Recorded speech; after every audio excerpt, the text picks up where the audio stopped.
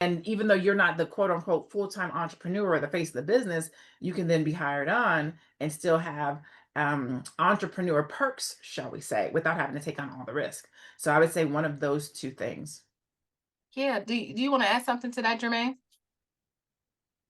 As How far can as being an entrepreneur, Yeah, if you're not entrepreneurial minded, Mhm. just because I feel like yeah, men and women don't have different answers, but right.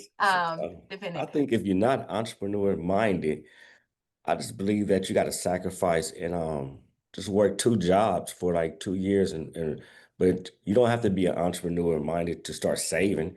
So I would work two jobs, you know what I mean? First job, and sometimes you have to take a pay cut to get in the door. So the entry level where we got to get in at, then get you a part-time job. Now that part-time job, and this is where the business mind come in as an entrepreneur, that will go to savings.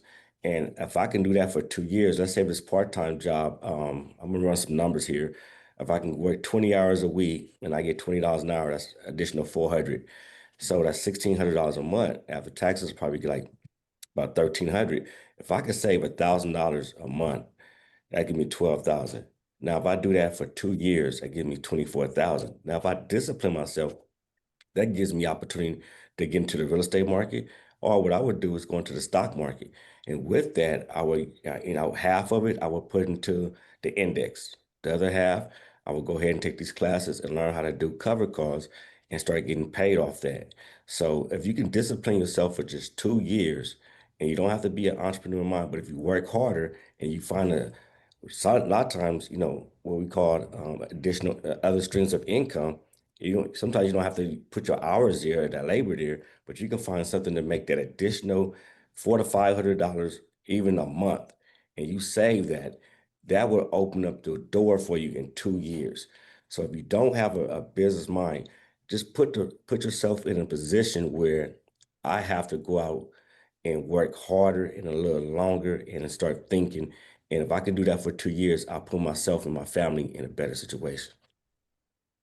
I call that supplemental income gig. So when I was first starting my business, because when I first started my business, I found that I was working my job harder than I was working my business. And I was like, this is crazy. I'm never going to get ahead if I keep going to work. And so I had to take my business more seriously. I had to create business hours for my business. So the same way I go to work from 8 to 5, I have to give my business that same respect. And I set business hours on Saturdays from 9 to 2. And so when my homegirls be like, let's go to brunch, I can't, I got to work. It's just your business. Nope, it's my job. And mentally, I had to make my job, my corporate job, my supplemental income gig.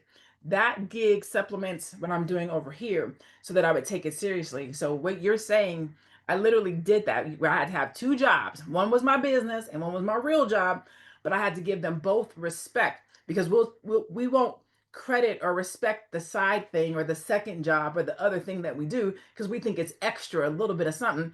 You got to give it the same respect so that you can reach the goal that you're trying to attain. Yeah. Um, I love those two answers, actually, all three of them, because we went back and forth. Aisha, what does stability look like in 2025? Did you say stability? Mm-hmm. Stability. Well, everybody's going to be different. You have to ask yourself, what is my FIN number? What is my financial independence number? What is it? What is it that makes you feel stable?